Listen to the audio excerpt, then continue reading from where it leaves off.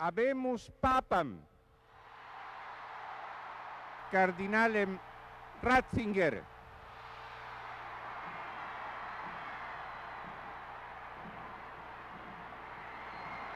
On April the 19th, 2005, after one of the shortest conclaves in history, the College of Cardinals elected the famed German theologian and cardinal, Joseph Ratzinger, as the successor to Pope St. John Paul II.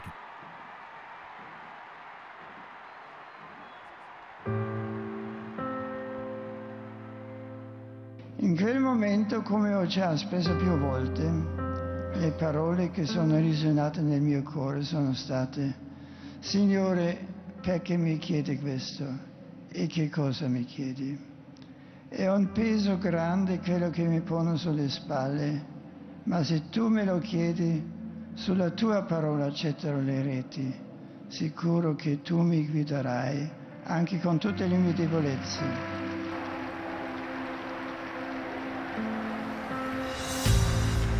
From the central balcony of St. Peter's, the new pontiff presented himself as a humble worker in the vineyard of the Lord, taking the name Benedict XVI in honor of Pope Benedict XV and St. Benedict of Nursia.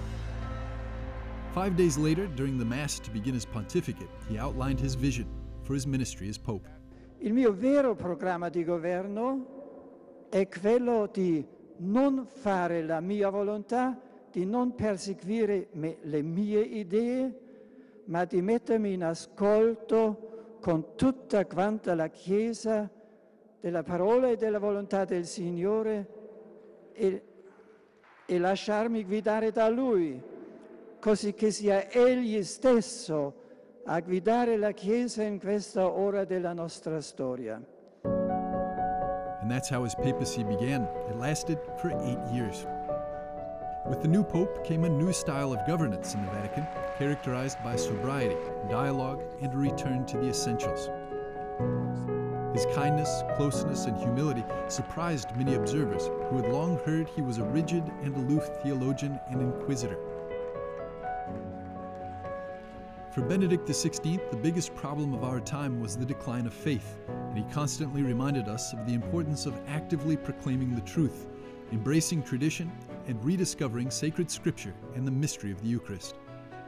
Among his numerous magisterial documents, the first of his 3 encyclical letters, Deus Caritas Est, stood out as an ode to Christian love and a key to understanding his pontificate.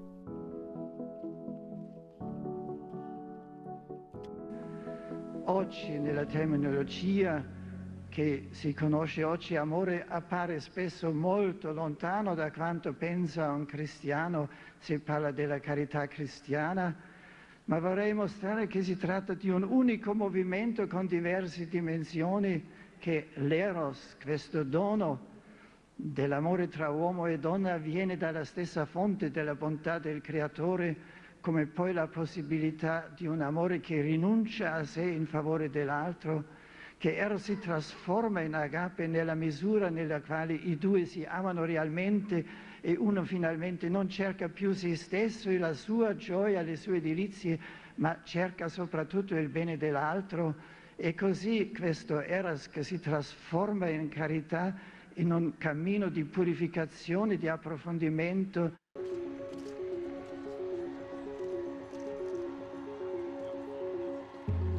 For Benedict XVI, love would drive us necessarily to seek unity with our fellow Christians, sincere dialogue with other religions, particularly Islam and Judaism, and greater engagement with an increasingly secularized West, inviting it back to its Christian roots. He established a new Vatican department dedicated to once again evangelizing former Christian strongholds.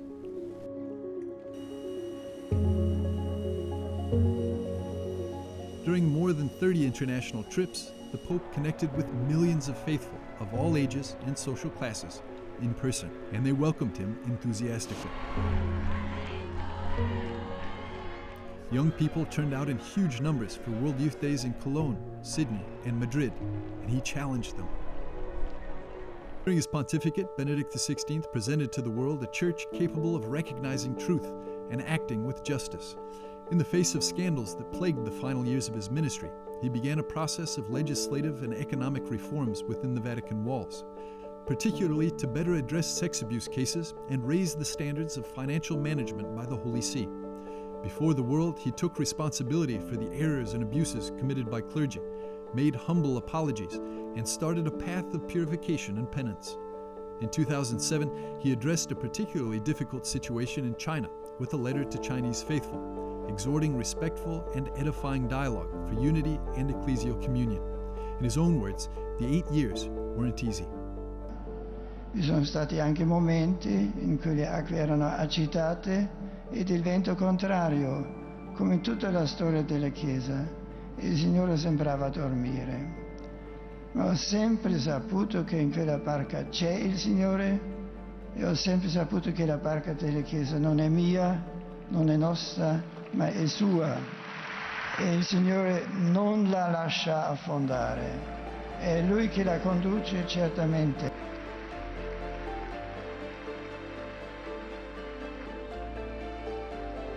On February the 11th, 2013, Benedict XVI surprised the world when he announced he would renounce the Petrine ministry. Non c'è più un ritornare nel privato. La mia decisione di rinunciare all'esercizio attivo del ministero non revoca questo. Non ritorno alla vita privata, a una vita di viaggi, incontri, ricevimenti, conferenze, eccetera. Non abbandono la croce, ma resto in modo nuovo presso il Signore crocifisso.